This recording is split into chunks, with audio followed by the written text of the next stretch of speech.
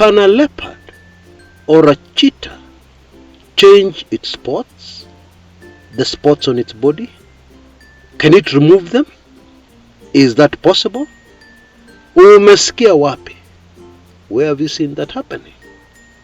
Well, if you believe it is possible for a cheetah to change its spot, then maybe you should stop watching this video and move on to another video.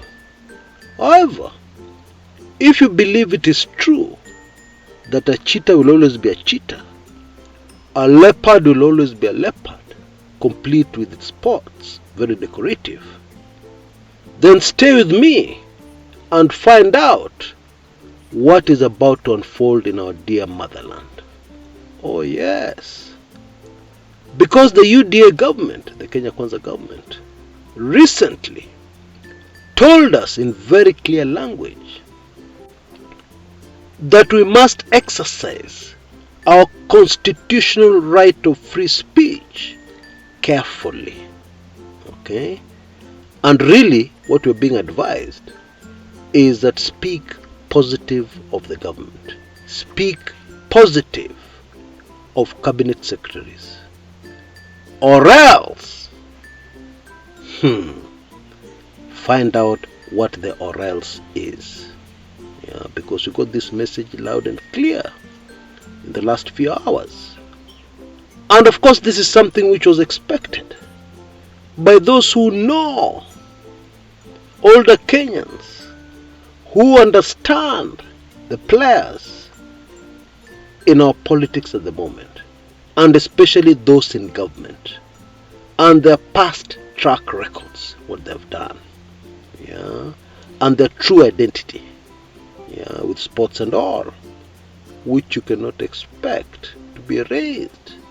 You cannot expect the man you know to be a different man, especially when they're wielding so much power. You cannot expect them to change. It's not possible. Let's be realistic. So please stay with me for a super fascinating show where you'll get all the details. And in close relation to that, weekly intelligence briefings number 90 and weekly intelligence briefings number 91 are both going to be released at the same time in a few hours. Look out for them.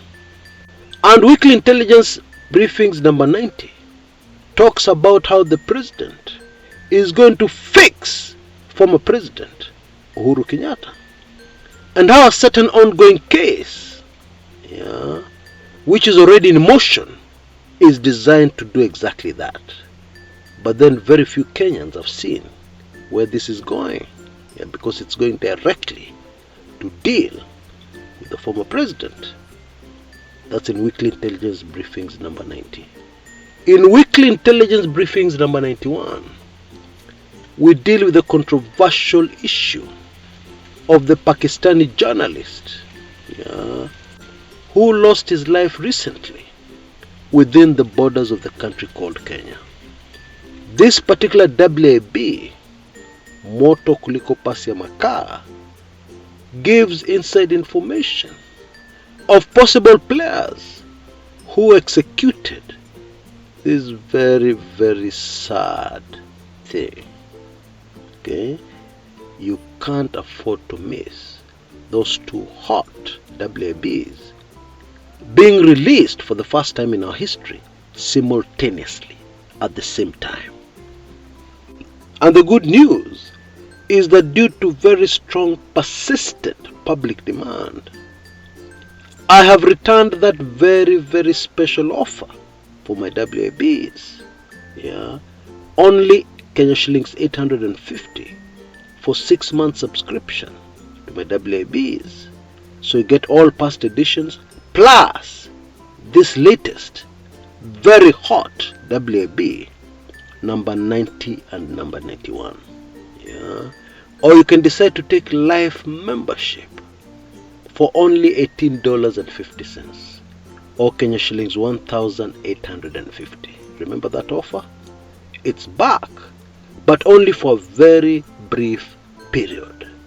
Okay? Maximum 72 hours.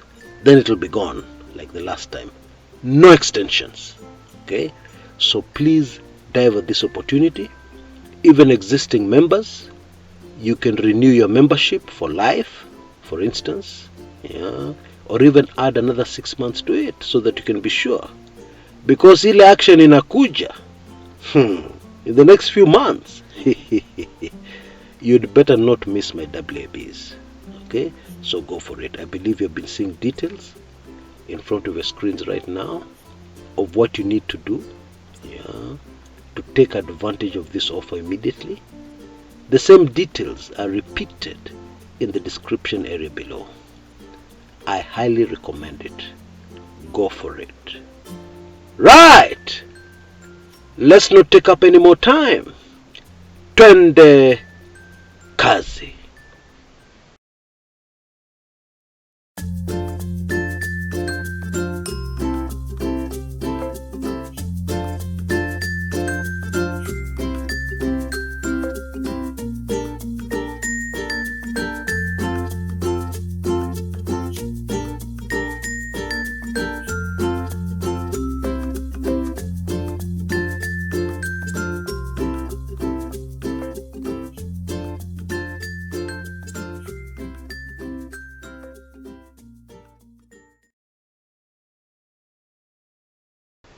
There is a popular saying amongst Kenyan politicians, which is initially credited to Raila Amolo Odinga, and it goes like this: usione simba imenyeshewa ukafikiri ni paka. Don't mistake a lion that has been rained on, yeah, drenched in water, wet, looking very weak and harmless. Don't see that lion in that condition and mistake it for a cat, because it will most probably end badly for you, even fatally. And this particular popular saying, which has even been used by President Uhuru Kenyatta several times, yeah, is very relevant in the current situation we have in Kenya with the new Kenya Kwanza Ruto government. Because you see, this government is under a lot of pressure.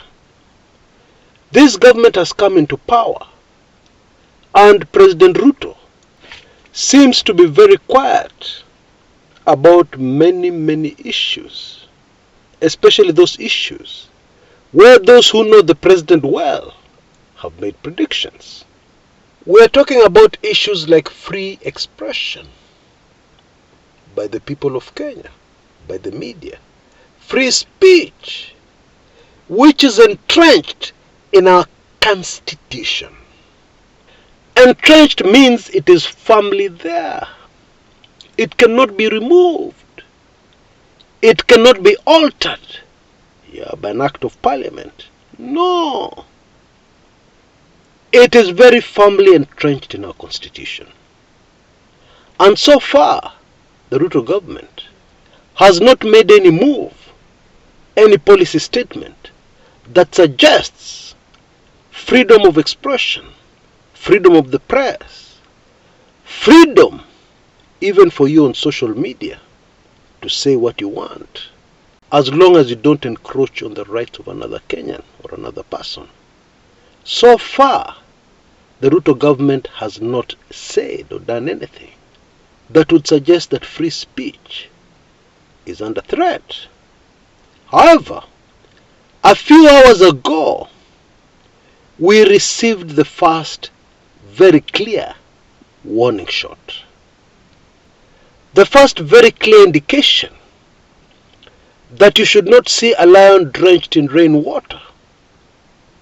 The UDA government, the Kenya Kwanza government, and mistake it for a harmless domestic cat.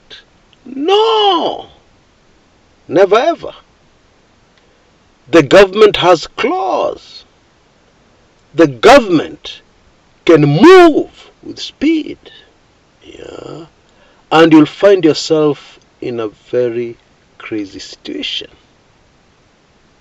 I'm afraid, even for exercising your rights, entrenched in our dear Constitution. Now, this warning shot came from a man called Moses Kuria, moments after he'd been sworn in as the new Trade Cabinet Secretary. Honorable Kuria said in very clear language that those who have been abusing him on social media had better be very careful now. Why? Because any barbs aimed at him will be barbs aimed at the government of Kenya, because he's in government now. Yeah.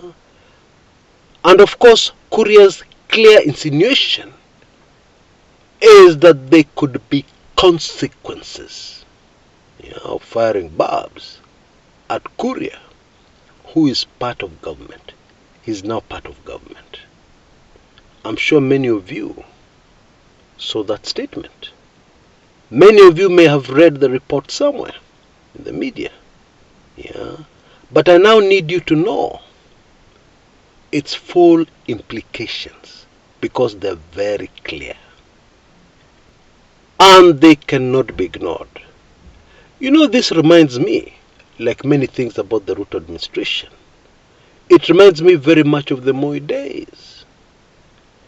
If you issued a statement with constructive criticism against the Moi administration, or if you published a radical commentary cutting the Moi government into pieces with your criticism, many times unfairly, to the Moi administration, both those two cases were exactly the same. Nyote munapiga serikali. You're fighting the government. You see, in case you didn't know, we have some cultures in Kenya where saying something negative is the same as throwing a spear, a real spear, at a person, attacking that person physically. In those cultures, it is exactly the same. And you cannot expect anything less than a full physical, brutal response. That's the truth. Now, let me prove my point with a real life story or situation. The father of very famous Nandi warrior, Kenyan patriot and legend, a man called Koitalel Arap Samoei, his dad was lynched by his own community. Why? Because of what he had said. Actually, what he had predicted. Koitalel Arap Samoei's dad predicted that people would come in a long snake. He was probably referring to a train. And those people would take over the Nandi community, dominate them, and rule over them. The response by the community to this prediction was brutal. And it did not matter that the man was a leader in the community. Walimpiga mawe wakammaliza kabisa. Because what he was saying, alikuwa anapiga wa Nandi. Okay, it didn't matter that it was a prophecy. It didn't matter that it was a prediction that came to pass 101,000%. It didn't matter. They dealt with him. Now, the UDA party is made up of very many different communities. But the spirit of the Nandi community seems to dominate the party. Because if we can all remember, even during the campaigns, any criticism of UDA constructive or otherwise, any suggestion, anything negative one would say about UDA was taken very seriously, and it was taken as a direct attack on the party and its leader. Even on this channel and even on our forums, UDA people were allergic to any kind of criticism, to any kind of free speech that somehow turned out to be negative against the party and its leader. Do you think anything has changed now? Tell me. Do you have any reason to believe anything has changed? Now, I beg you, don't be so naive as to believe that Honorable Moses Kuria went and sat down in his sitting room and thought to himself that now that I'm in government, these people who keep on insulting me, I will deal with them. No, don't be that naive. Because a cabinet secretary, a minister in a government, anywhere on this earth, when they speak on behalf of the government. Please, I don't even need to remind you about that. It is so obvious.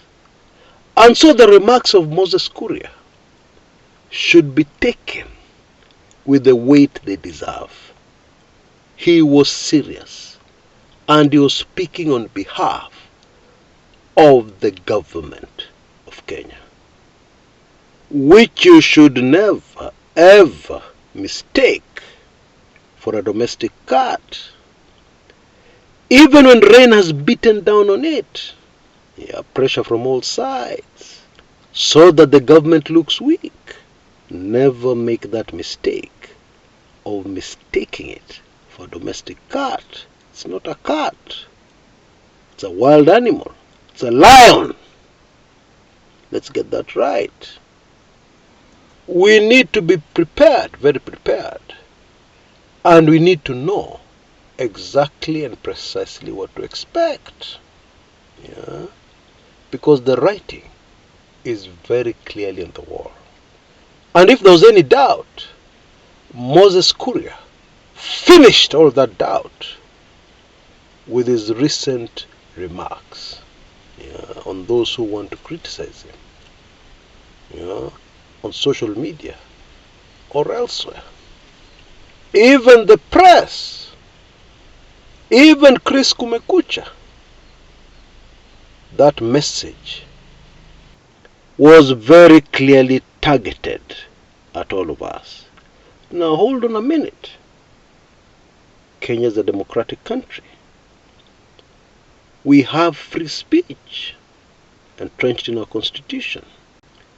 It is your constitutional right to criticize, to say this and that negative thing that you're not happy about with this government or any other government, past, present and future. But my dear friends, always remember there is a huge difference between what our constitution says and the reality on the ground. As we say in Kenya, vitu kwa ground iko tofauti. The situation on the ground is very different. And we all saw this, the UDA campaign was a perception and propaganda campaign. And therefore it is safe to assume that the government of the same will be the same, now that they're in power. And that is why I find it super fascinating that at the moment it may appear that the Ruto administration is fighting very strongly and in a very determined way against police extremes and extrajudicial killings. It may appear to be like that. But there's another way of looking at it. This may be the perfect distraction, the perfect perception builder, to prepare all of us for what is coming. So that when and if people suffer for what they've said, for free speech, if people suffer for exercising their rights under the Constitution, Kenyans will be confused. Some people will say, hey, no, you can't be right. This government has fought very strongly against extrajudicial killings by the police. They have fought very strongly against police brutality. And therefore, what you're seeing is not happening. It can't be happening. Oh yes, that narrative is coming, and it's just in the horizon.